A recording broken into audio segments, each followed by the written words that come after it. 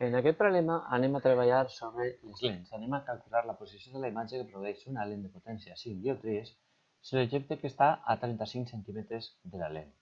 A més, hem d'indicar el tipus de lent, la distància focal imatge, la posició de la imatge, l'augment lateral i el diagrama de raig. El primer que hem d'analitzar és la informació que ens dona el problema. Ens parla d'una lent que té una potència de 5 dioptries. Hem de recordar que la potència és la inversa de la focal imatge. Per tant, el primer que haurem de fer és calcular la focal imatge per poder col·locar els diferents punts del sistema òptic. Si la potència que la tenim aquí és de 5 dioptries serà igual a 1 partit per la focal prima. D'aquí, la focal prima se pot calcular com partit per 5, que és igual a 0,2 metres. Ja tenim la posició de la focal prima i hem de recordar que la focal prima és el mateix que la focal canviada de signe. Per tant, la focal serà igual a 0,2 metres negatius. El nostre dibuix, les focals. La focal objecte estarà en aquest punt d'aquí, que està a 20 centímetres cap a l'esquerra, i el focal imatge estarà en aquest punt d'aquí, que està a 20 centímetres cap a la dreta.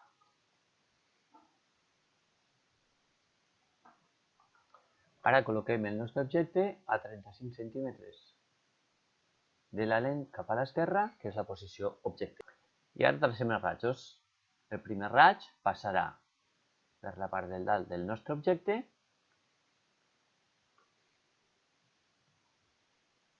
just tocant el cap de l'objecte i per refracció en la lent eixirà per la focal. Tracem ara el següent raig que passarà per l'objecte i la focal i quan arribi a la lent ha d'eixir paral·lel a l'eix òptic. I per últim podem verificar amb el tercer raig que passa pel centre del sistema i s'ha de creuar amb els altres dos. D'aquesta forma la imatge es forma en aquest punt. Ara cal identificar les característiques de la imatge.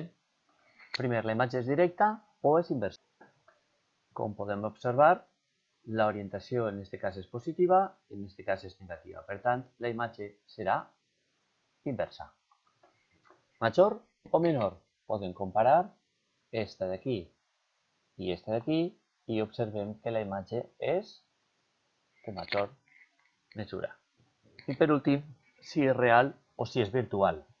Real significa que s'obtindrà per un creuament directe de rajos, com és el cas. Virtual seria que es formaria en la banda de l'esquerra per prolongació de rajos reals. Per tant, en aquest cas, la imatge és una imatge real. I aquestes són les tres característiques de la imatge: inversa, major i real.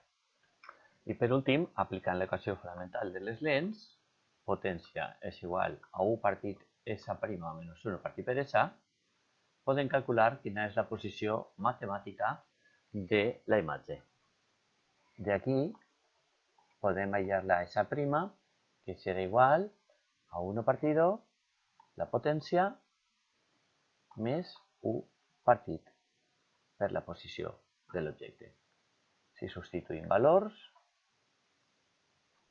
serà 1 partit per 5 més 1 partit la posició de l'objecte, que és menys 0,35. Això ens dona un valor de més 0,46 metres, és a dir, 46 centímetres. I per altra banda, per calcular l'augment lateral hem de recordar que és S' partit per S, que és la relació entre la mida de l'objecte i la imatge, i l'augment lateral serà igual a S' més 0,46, que era la posició on se formava la imatge, menys 0,35, que és la posició on estava l'objecte, donant un augment de 1,31. Això vol dir que és negatiu.